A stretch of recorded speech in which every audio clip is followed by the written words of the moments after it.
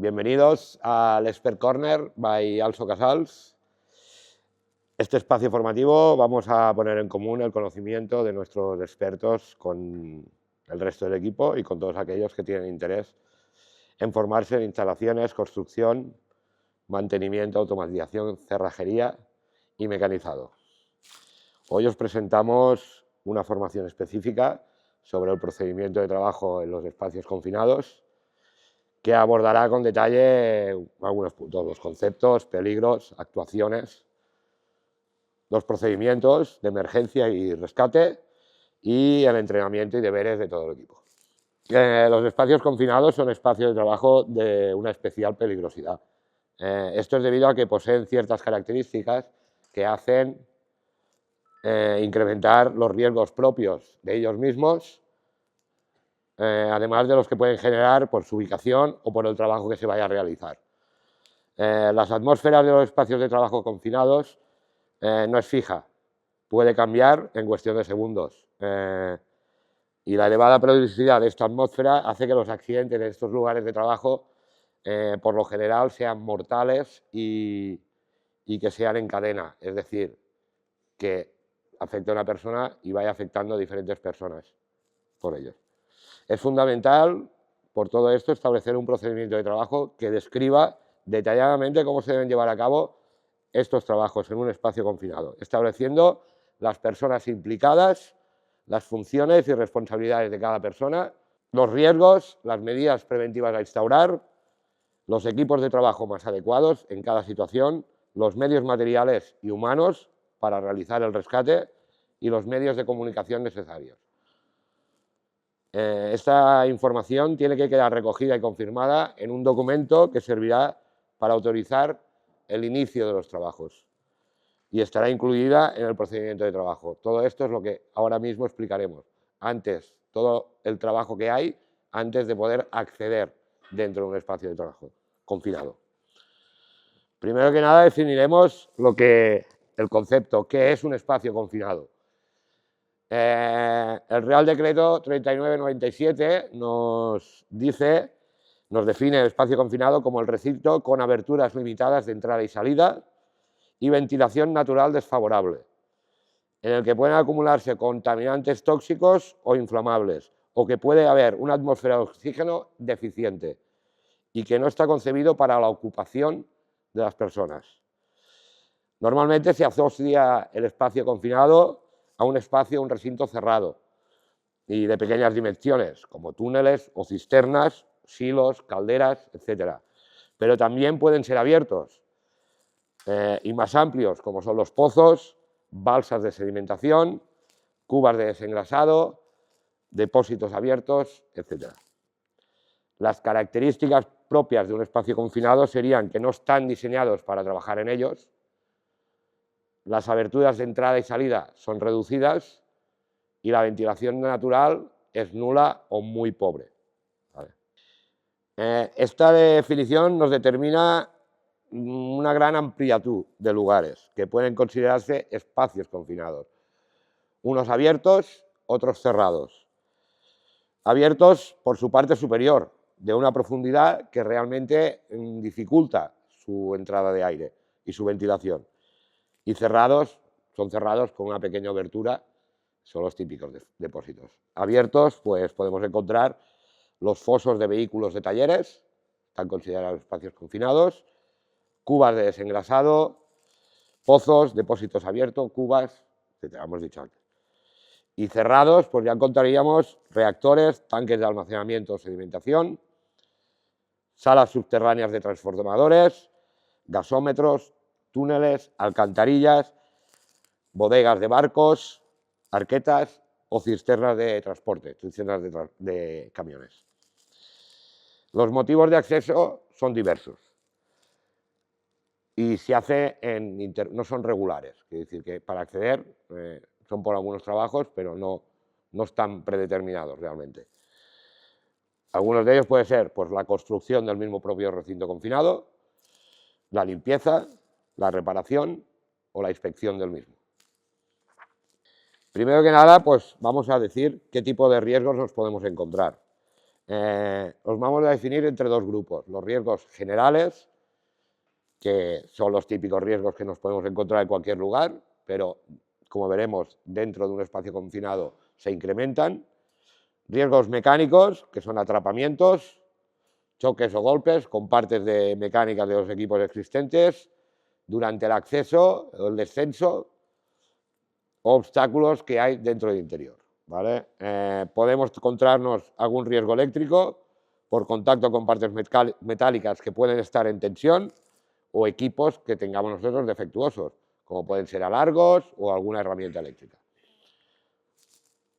También podemos encontrar caídas al mismo nivel o al distinto nivel, durante el acceso, la salida o la realización del trabajo, por resbalones o desniveles. La caída de objetos desde el exterior o desprendimientos dentro de la propia estructura o material adherido que pueda haber dentro. Nos puede caer encima. Riesgos de atropello, dependiendo de la ubicación del espacio confinado, si está cerca o en medio de una vía de circulación de vehículos, existe el riesgo de atropello. Riesgo de agresiones de animales, picaduras de insecto o mordeduras de algún animal que puede existir dentro del espacio confinado. Riesgo de asfixia, que entraremos más en profundidad, pero aquí lo pone como un concepto general, porque puede inundarse la zona del espacio confinado mientras estamos trabajando en él. O, por ejemplo, los silos de grano que pueden, al removerse, pueden emitir un polvo que puede crear asfixia. Existen unos riesgos también ergonómicos, que son por las posturas de trabajo forzosas, ya que la geometría de un espacio confinado no está concebida para que hayan personas dentro. O puede haber sobreesfuerzos a la hora de entrar o de moverse por dentro, puede sufrir algún riesgo. También tenemos los riesgos físicos, los comunes, la temperatura, humedad, iluminación, ruido, vibraciones, pero hay que pensar que dentro de estos espacios están incrementadas, ¿vale? Tanto ruido como vibraciones, como humedad, son riesgos que los tenemos en todos los trabajos que hacemos, pero dentro de un espacio confinado está todavía más incrementado. También existen los riesgos químicos, debido a sustancias químicas peligrosas, al realizar trabajos de soldadura, utilizar disolventes. Y riesgos biológicos, debido a que agentes biológicos presentes, por ejemplo, en el agua, la legionela, o residuos orgánicos, o presencia de seres vivos portadores de algún virus que pueden haber dentro. También en algún silo o algún depósito de agua a veces se encuentra algún animal muerto que puede tener alguna bacteria o algo que nos puede. Estos serían unos riesgos generales, que por lo general te lo puedes encontrar en cualquier lado, pero dentro de un espacio confinado se incrementan, ¿vale? Y después existen unos riesgos más específicos, que vamos a nombrar 3, que son los más probables que pueda sufrir, ¿vale? Y los que realmente tenemos que tener más en cuenta a la hora de hacer o de planificar el trabajo dentro de un espacio confinado. El primero que nos podemos encontrar es la asfixia, que la asfixia es consecuencia de una falta de oxígeno, ocasionada básicamente por producirse el consumo del mismo, ¿sabes? O un desplazamiento del oxígeno por algún gas o algo, ¿vale? Se considera riesgo de falta de oxígeno cuando el tanto por ciento de oxígeno está por debajo del 19,5%. La cantidad de oxígeno que hay normal en el ambiente es un 21%, ¿vale? 19,5 con muy baja porcentaje ya podemos empezar a sufrir consecuencias, ¿vale? Para prevenir estos accidentes con asfixia es esencial contar con unas estrategias de detección y de medición, ¿vale? Por detectores portátiles, este que saco aquí es un detector de un solo uso, ¿vale? Que deben estar correctamente calibrados, deben tener una detección a tiempo real y esto emite señales sonoras y visuales cuando el oxígeno cae por debajo de un umbral seguro. Un umbral seguro podemos poner que en menos de 20% ya empieza a ser inseguro. Otra estrategia podría ser la verificación previa antes de la entrada, es decir, antes de entrar se verifica la concentración de oxígeno utilizando instrumentos también calibrados y se debe medir en diferentes puntos y en diferentes alturas, ¿vale? No solamente dentro, sino medir en diferentes puntos. Otra estrategia puede ser el monitoreo continuo, que en ambientes donde la atmósfera puede cambiar o puede tener variaciones, además de una medición previa, es crucial implementar los sistemas de monitoreo continuo del oxígeno, que alerten automáticamente en el momento que se prevé o que anuncia una bajada de este, ¿vale? Otra estrategia fundamental es la formación del personal a poder utilizar estos aparatos, porque muchas veces nos dan, pero no sabemos cómo va y lo probamos en el sitio. Es importante conocer cómo funcionan estos aparatos, porque realmente para no sufrir asfixia es la única cosa que nos puede detectar, ¿vale? Aquí os explicaré un poco qué nos puede ocurrir cuando el tanto por ciento de oxígeno va bajando. El 21% es la media normal. El 20,5% la concentración es la concentración mínima para entrar sin equipo de suministro de aire. A partir con un 20,4 ya hay que estar con equipo de respiración automático. Con el 18% se considera que la atmósfera es deficiente en oxígeno. Puede haber problemas de coordinación muscular y una aceleración del ritmo respiratorio. 17% ya existe un riesgo de pérdida de conocimiento sin un signo precursor. La asfixia por bajo oxígeno no te das cuenta, ¿vale? Entre el 12 y el 16% ya son vértigos, dolores de cabeza e incluso riesgo de inconsciencia. Y entre el 6 y el 10%, náuseas, pérdida de conciencia y la muerte entre 6 y 8 minutos. Es rápido. Es lo que os decía, las señales de aviso de baja concentración de oxígeno no se advierten fácilmente. No son de fiar, excepto para personal que está muy capacitado y que ya sabe cuándo hay. La mayoría de las personas no somos capaces de reconocer el peligro hasta que ya estamos demasiado débiles. La persona que está dentro y pierde oxígeno no se da cuenta, ¿vale? Luego entraremos en la importancia del ayudante y la comunicación. Otro peligro específico puede ser el de incendio y explosión. El recinto confinado se puede crear con mucha facilidad una atmósfera inflamable. Esto puede deberse a muchas causas, como la evaporación de disolventes, los restos líquidos inflamables que pueden quedar, reacciones químicas o el movimiento del grano.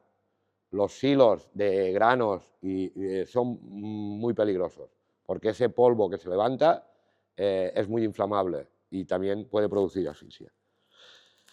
Se considera que el riesgo aparece cuando la mezcla de aire con sustancias inflamables en forma de gases, nieblas o polvos está comprendida dentro de un grado de peligrosidad que es entre el límite inferior de la explosibilidad y el límite superior. El límite inferior de explosibilidad es el 10% del que nos marque aquel componente que tengamos, ¿vale? Normalmente dan un valor inferior y superior, pero para entrar en un espacio confinado, con el 10% del límite inferior, ya estaríamos entrando en peligro de incendio o explosión, ¿vale? Cuando la concentración de oxígeno es superior al 23,5%, también aumenta el riesgo. El oxígeno, como sabéis, es un comburente, ¿vale? Y puede aumentar el riesgo. Y otro riesgo específico es la intoxicación por inhalación de componentes presentes dentro del espacio o generados a la hora de realizar nuestros trabajos, que principalmente tiene lugar en exposiciones breves, de corta duración. Y esto hace fundamental conocer los VLA, el valor límite ambiental de cada producto que utilizamos. Para exposiciones cortas de aquellos contaminantes que lo posean. Este es un cuadro, no hace falta que pone muchos, pero normalmente los productos como las barras de soldar tienen un valor límite en el ambiente que no hay que pasar dentro de un espacio confinado. Como no hay ventilación, pues se agrava mucho más, ¿vale? Son numerosos los riesgos, como veis, que pueden estar presentes dentro de los trabajos en estos recintos. Es preciso hacer un riguroso análisis previo para una adecuada identificación de todos ellos y su posterior prevención y control, teniendo en cuenta tres posibles focos. Uno es las características mismas del espacio, ¿vale? ¿Qué medios de acceso tenemos? ¿Qué iluminación? Si la zona está inundada, si hay presencia de animales, si son aguas residuales, contaminantes químicos, etc. Depende de las características, podremos desarrollar qué riesgos hay más potencialmente dentro del espacio confinado. Otro foco podría ser el trabajo que vayamos a realizar. El mismo trabajo que vayamos a realizar puede crearnos riesgos. Una persona que está soldando dentro de un espacio confinado va a haber más carga de humos de soldadura muy contaminantes para el organismo, ¿vale? Hay que tener cuidado también si liberalizamos alguna obstrucción de alguna entrada que puede tener, alguna entrada que vaya dentro del espacio confinado, que puede tener algún contaminante, ¿vale? Dependiendo el consumo de oxígeno ambiental en la realización de determinados procesos. Puede variar si dentro hacemos alguna combustión, o si soldamos, o si hay alguna oxidación de metales, ¿vale? La realización de trabajos con una alta carga física dentro de un espacio confinado nos puede crear algún riesgo. Son focos que hay que tener en cuenta, ¿de acuerdo? Otro foco son los elementos, materiales y zonas comunicadas con el espacio confinado, por las que se podría introducir algún tipo de contaminante. Por ejemplo, una corriente eléctrica que acciona con una parte del equipo, ¿vale? Tenemos que darnos cuenta si tenemos que desactivar alguna zona. Algunos vertidos a través de conducciones que pueden tener algún peligro, pueden crear inundaciones. Y emanaciones del terreno o del ambiente próximo, ¿vale? Todo esto nos puede. Estos tres puntos, características del espacio confinado, el trabajo que vamos a desenvolupar y los elementos que pueda tener el espacio confinado, son tres focos en la que a la hora de planificar un trabajo tenemos que tener en cuenta, ¿vale? Es fundamental tener incluido en el procedimiento de trabajo en espacio confinado la forma de proceder cuando se contrata el trabajo. Es ahí donde tenemos que darnos cuenta que todos estos peligros, ¿vale? Hay que tener una información previa a la realización del presupuesto, ¿vale? Antes de realizar el presupuesto tenemos que tener claras estos focos, ¿vale? Y qué peligros nos pueden dar. Y luego veremos qué medidas preventivas hay que implementar. Por eso se complica un poco más el trabajo, ¿vale? Las exigencias preventivas mínimas, esto que hablamos, si debe existir la presencia de un recurso preventivo. Muchas veces nos lo exigen y decimos, ¿por qué? No lo hemos mirado, se ha hecho presupuesto y no hemos mirado. Pues es una medida previa al inicio de los trabajos, ¿vale? ¿Qué medios de coordinación voy a tener?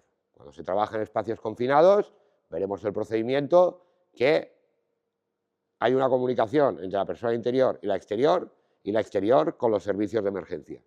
Esto tiene que estar coordinado. ¿Y qué canales de comunicación van a haber? Ahora entraremos a qué actuaciones hay que realizar previamente, os digo, previamente antes de iniciar los trabajos en espacio confinado. Primero que nada hay que hacer una identificación, ¿vale? Hay que localizar qué recintos son confinados por sus características y por esa definición que os he dicho en un principio, ¿vale? Esos son espacios confinados, que puede ser abierto o puede ser cerrado. Tenedlo en cuenta. tenemos la falsa costumbre de pensar que si no es cerrado, no es un espacio confinado. Si hay limitación de aire, es un espacio confinado. La segunda fase es la recopilación de información sobre el entorno del recinto, del espacio confinado, sobre el propio recinto, los trabajos que se hayan realizado en el interior, los que vayamos a realizar en un futuro y si han habido accidentes. Y si han habido accidentes dentro de aquel espacio confinado, saber qué causa. ¿Vale? Todo esto nos hará ver qué medidas tenemos que poner. Otra fase de actuación previa, y siempre digo previa al inicio de los trabajos, es realizar un análisis. Con toda la información que hayamos recopilado en estas dos primeras fases de actuación, se procederá a identificar y a evaluar esos riesgos. Se evaluará cada espacio confinado con independencia, por individual. Si tengo 3 silos, se hará por cada silo, aunque sea el mismo cliente o el mismo presupuesto. Cada espacio puede tener su riesgo. Teniendo en cuenta los riesgos propios del espacio confinado, los generados por los trabajos que se realicen y los posibles riesgos de la zona donde esté ubicado o de las instalaciones a las que esté conectado. Es prioritario la búsqueda de alternativas a no entrar. Si el trabajo que hay que hacer, mejor no entrar, no hay que entrar. Y si hay que entrar, pues reducir el tiempo al mínimo, ¿vale? Esto es una medida que después en las organizativas ya veréis que sale. Otra fase antes de la realización del trabajo es la señalización, ¿vale? Una vez identificados los espacios confinados, los riesgos analizados de los mismos, se procede a una señalización. Sé que nos gusta que hable de normativa, pero existe un Real Decreto 485 en el que obliga a la señalización para advertir de todos los peligros. Es decir, cuando hemos pasado estas fases, estas 3 primeras fases, y llegamos, nos toca señalizar y avisar al personal de que aquello es un espacio confinado y advertir de los riesgos posibles que hemos detectado en estas 3 primeras actuaciones. Supongo que lo tenéis muy claro, que existen 3 tipos de señales, ¿no? Las de advertencia, en espacios confinados nos advertirá lo más normal de la atmósfera que haya, si está suboxigenizada, si es asfixiante, si es tóxica, si es inflamable, explosiva, hay que señalizarlo. Las de obligación, nos podemos encontrar con señales de obligación donde ponga que es obligatorio la medida, el medir la atmósfera, ventilar el recinto, el uso de protección respiratoria, el uso de equipos respiratorios aislantes, equipo de salvamiento polizado, el típico trípode que conocemos, y equipos de vigilancia o comunicación. Esto lo podemos encontrar fuera de un espacio confinado y nos avisa que es obligatorio tenerlo. Y las de prohibición. Nos pueden prohibir que introduzcamos equipos a motor dentro, introducir botellas de soldadura, usar lámparas sin protección antideflagrante y impedir el acceso a personal no autorizado. Luego entraremos a ver la figura de la persona que entra, que está autorizada. Otra acción, aún no hemos empezado a trabajar y hay otra acción a realizar, que es la planificación, ¿vale? La planificación por el equipo técnico, por supuesto. Durante la identificación y el análisis de los riesgos en un espacio confinado, encontramos algunos con una presencia permanente, como son la iluminación, la inundación, la falta de medios de acceso. En este caso, las medidas preventivas se deben incluir en la planificación de la actividad, ¿vale? En cambio, si los riesgos pueden variar en el tiempo, especialmente estos que hemos dicho específicos, la asfixia, el incendio, explosión o intoxicación, estos se deben evaluar para establecer las medidas preventivas más adecuadas para el momento, previo al inicio de los trabajos. Algunas de las medidas que vamos a exponer a continuación son comunes en todos los espacios confinados, bien para cumplir con los principios de la acción preventiva, artículo 15 de la Ley de Prevención de Riesgos Laborales, o bien porque existe un requisito legal que así debe cumplirse. Otras medidas dependerán de las características del trabajo, del recinto, de la zona donde esté ubicado y, por supuesto, de aquellos riesgos que ahora no han salido, pero que identificamos. ¿Vale? Podemos encontrarnos tres grupos de medidas. Unas medidas preventivas organizativas. ¿Vale? La primera de todas y fundamental, que en toda medida preventiva en organización de trabajo es, si no puede hacerse, mejor que no se haga. Si hay riesgo y no puede hacerse, pues la mejor medida es no hacerse, ¿no? Pues esta lo mismo. La alternativa a no entrar. Si existe una alternativa para no entrar, mejor no entrar. Si tenemos que entrar, por reducir el tiempo de exposición dentro del espacio confinado. Realizar una coordinación entre las partes implicadas, entre la persona que entra y la persona que está fuera, y el recurso preventivo, y el supervisor. Estas figuras luego destacaremos cuáles son las funciones de cada uno. Si hay designación de recurso preventivo, si hay que hacer designación, ya os avanzo que el trabajo en espacios confinados, todo aquel lleva recurso preventivo. Una medida organizativa es el control de la entrada de los trabajadores autorizados.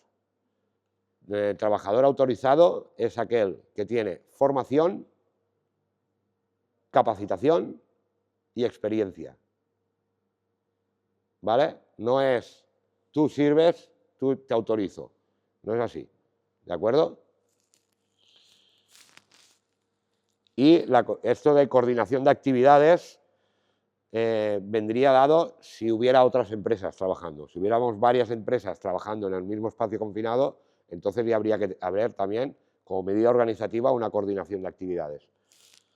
¿Vale? Otro tipo de medidas son las medidas técnicas. ¿Vale? Medidas técnicas, pues está claro que la más importante es utilizar equipos de protección, principalmente colectivas. Siempre prevalece la colectiva antes que la individual, ¿vale? Pero si no hay colectivas, tanto protección colectiva como individual. Utilizar equipos de trabajo adecuados, aislamiento del recinto exterior, del exterior. ¿Qué quiere decir esto? Hay veces que hay entrada, que hay obertura por abajo y por arriba. Entramos por abajo y para querer crear una ventilación, arriba abrimos también. Tenemos que darnos cuenta que si hay acceso, alguien puede tirar algo por arriba. Delimitar zonas exteriores. ¿Vale? Una medida técnica también es la medición de la atmósfera. Pero ¿quién, qué, cómo, cuándo y dónde se va a realizar? ¿Vale? Importantísimo estas 5 preguntas a la hora de hacer una medición. Y por última medida técnica pondríamos la de ventilación del recinto, o ventilación general o una ventilación localizada.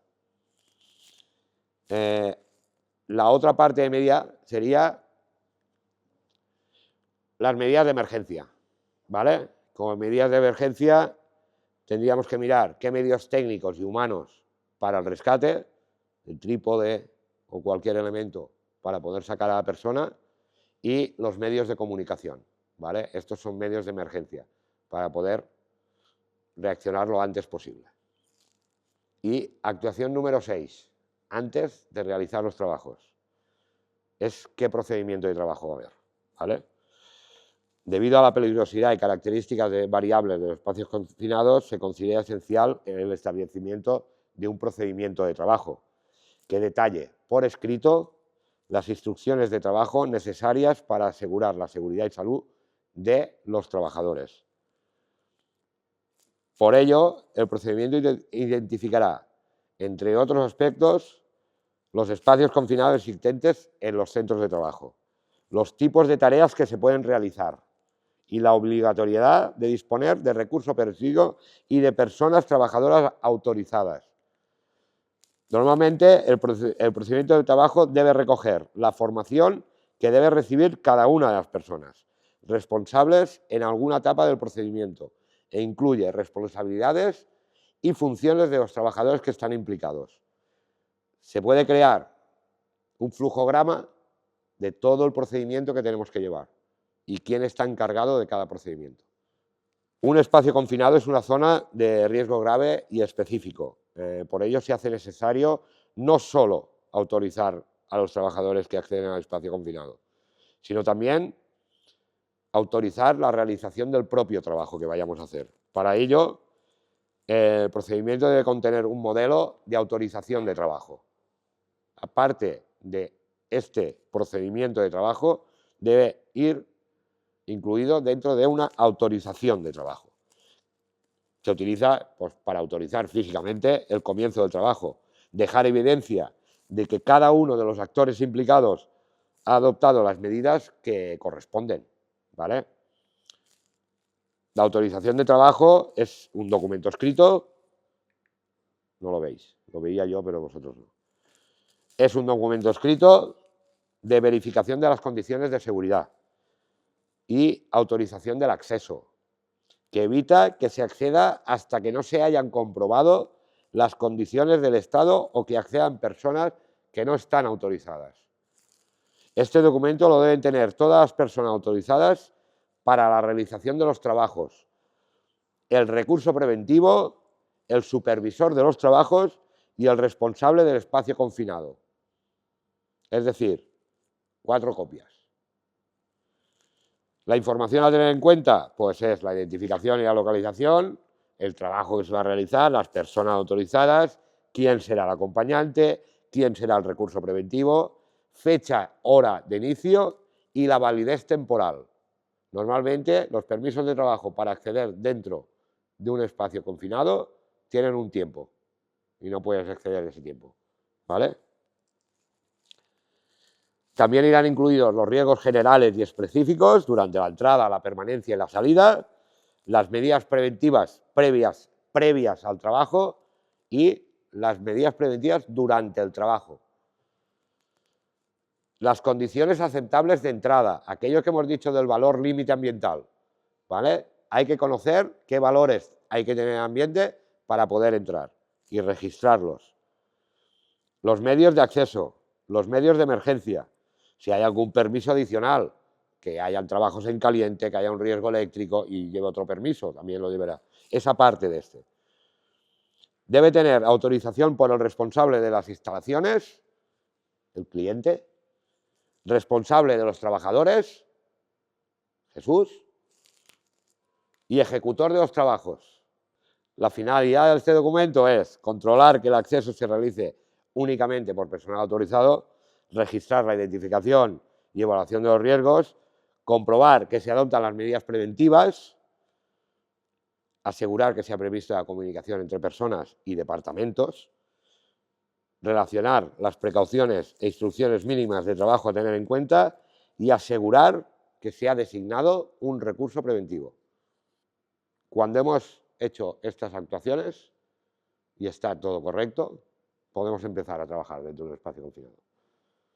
Ahora vendría el trabajo. Dentro del trabajo no os lo voy a explicar porque lo sabéis. ¿Vale? Yo os voy a explicar los procedimientos de emergencia y de rescate. ¿Vale? El procedimiento, teniendo en cuenta que se trabaja en aislamiento y en una atmósfera peligrosa, es necesario un procedimiento de evacuación y rescate que indique la forma de proceder en función de las posibles emergencias. Se prioriza el rescate desde el exterior y, si no es posible, el personal que acceda tiene que ser suficientemente entrenado para entrar y debe entrar con un equipo de respiración. Así como un arnés con elemento de amarre que permita el rescate, porque a lo mejor la persona abajo ha entrado por escalerilla y no tiene arnés, y para sacarlo debemos bajar un arnés. Y el procedimiento de rescate debe indicar las responsabilidades y funciones del personal designado, así como los medios técnicos necesarios para llevarlas a cabo. ¿Qué cosas necesito? Necesito trípode, necesito un motor, necesito para poder sacar a la persona. A veces podemos sacar a una persona verticalmente o la tenemos que sacar horizontalmente. Son diferentes tipos de elementos técnicos, ¿vale? Personal tiene que estar entrenado, no entro, mi compañero se ha puesto malo, no sé cómo entrar, entro a sacarlo, ¿vale? Que no, porque os quedáis los dos, ¿vale? Tiene que entrar con respiración automática, bueno, lo que hemos hablado, ¿vale? Y tiene que llevar un arnés de rescate si el otro no lo lleva, ¿eh? En el procedimiento, lo que hemos dicho, se indican responsabilidades, funciones y medios materiales, ¿vale? Medios materiales, pues estos variarán en función de la morfología y características del espacio confinado y del entorno en que se encuentre. A lo mejor es trípode, a lo mejor no es un trípode, ¿vale? Principalmente, el arnés. Aquí os he puesto un tipo de arnés. Este arnés se puede llevar un equipo, es para espacios confinados, puedes llevar un equipo de respiración independiente y los ganchos los lleva aquí, por si hay que sacar a la persona, sacarla por los hombros, ¿vale? El enganchar a una persona detrás lo que hace es que se pueda enganchar, cuando lleva el peso muerto, se puede enganchar en algún elemento, ¿vale? Por eso al entrar a un espacio confinado y sacar verticalmente o horizontalmente, tiene que ir por los hombros. Esto es el trípode que conocemos, ¿vale? Es un elemento, es un medio material que nos puede ser útil para enganchar a la persona y poder sacarla. Lleva elementos para sacar, no es el trípode en sí y ya está, ¿vale? Que lleva una consola, ¿vale? Retráctil. Esto normalmente tiene bastantes medidas y este lleva una manivela de rescate, ¿vale? Es para hacer más fuerza y puedes tirar a la persona, ¿vale? Otro elemento que podemos tener es el carro motorizado. Realmente este es para materiales, no es para sacar personas. Normalmente no se utiliza para eso. En lo que es el trípode se pondrían los dos elementos. Uno para bajar a la persona, ¿vale? Lo que es el retráctil con la manivela, y para bajar el material pondríamos el motor, ¿vale? Y otro sistema que pues combina el ascenso vertical y puede sacar a la persona horizontal es este elemento que nuestro proveedor Tractel nos sirve y que es para poder, tiene varias posiciones, se pueden juntar los dos elementos, ¿vale? Y puede sacar tanto vertical como horizontalmente, ¿vale? Ya no es el trípode en sí. También se deben explicar cómo serán los medios de comunicación. Esto que hemos dicho, comunicación del interior con el exterior y del exterior con los servicios de emergencia, ¿vale? Tiene que quedar claro esto.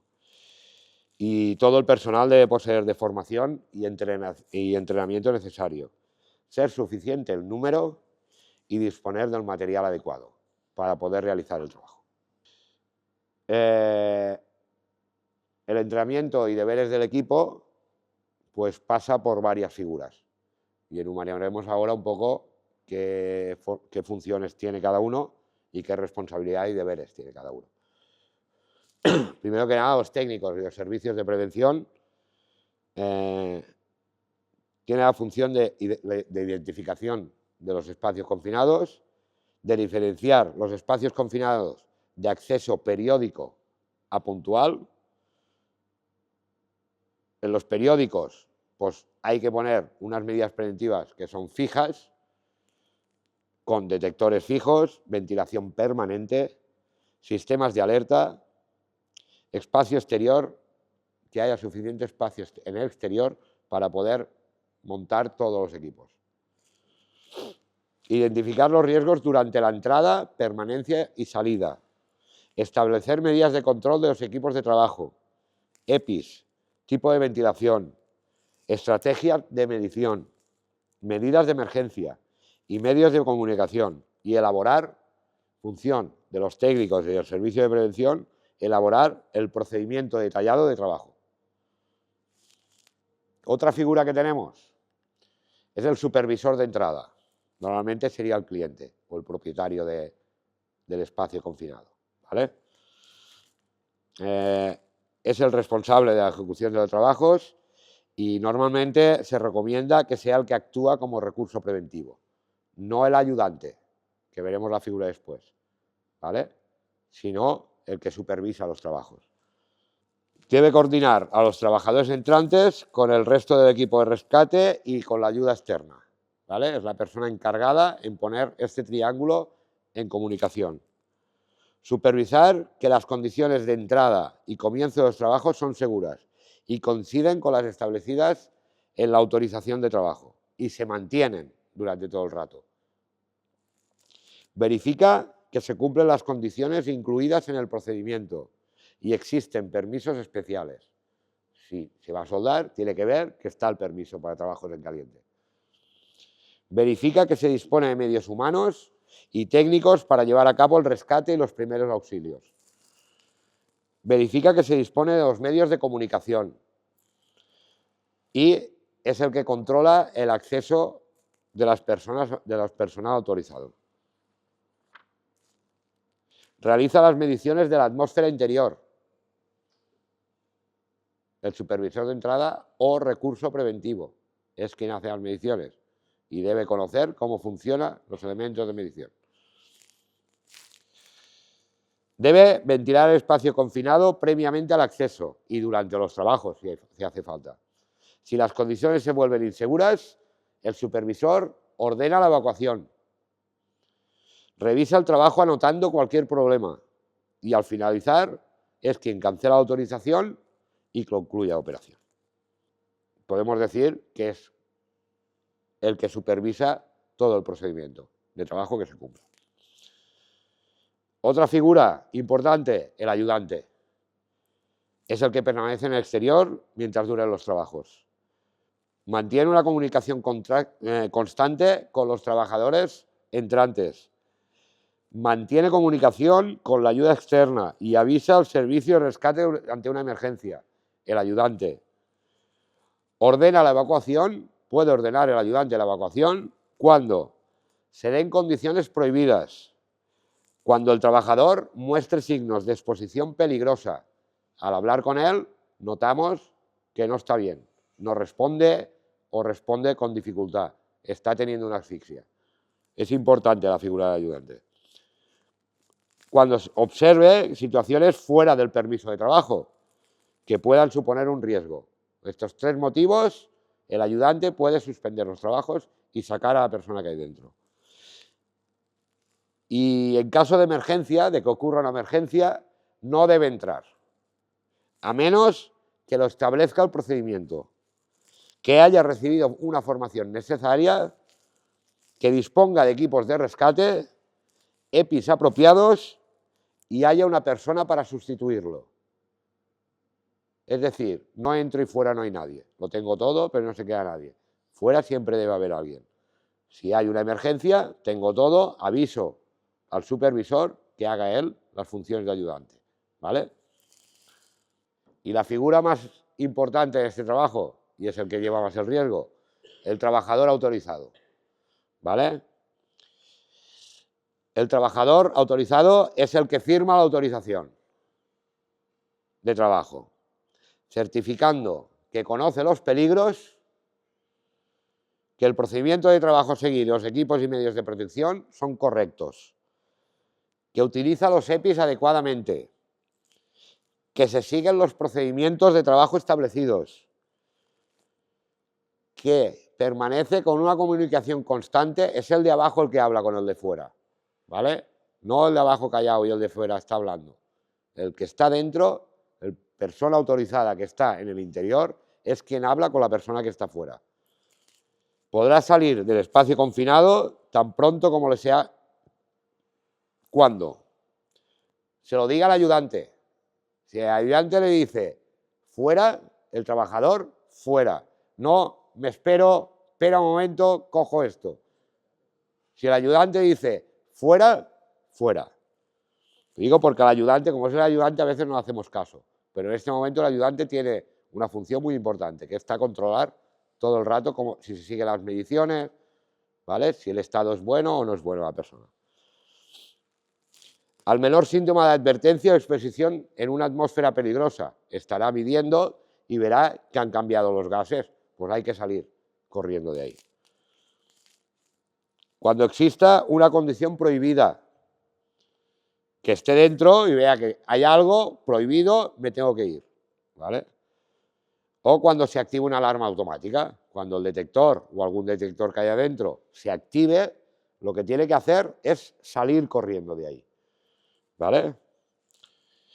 Y al finalizar los trabajos, lo que tiene que hacer el trabajador autorizado, no el ayudante, es finalizar los trabajos, limpiar y almacenar adecuadamente los equipos empleados.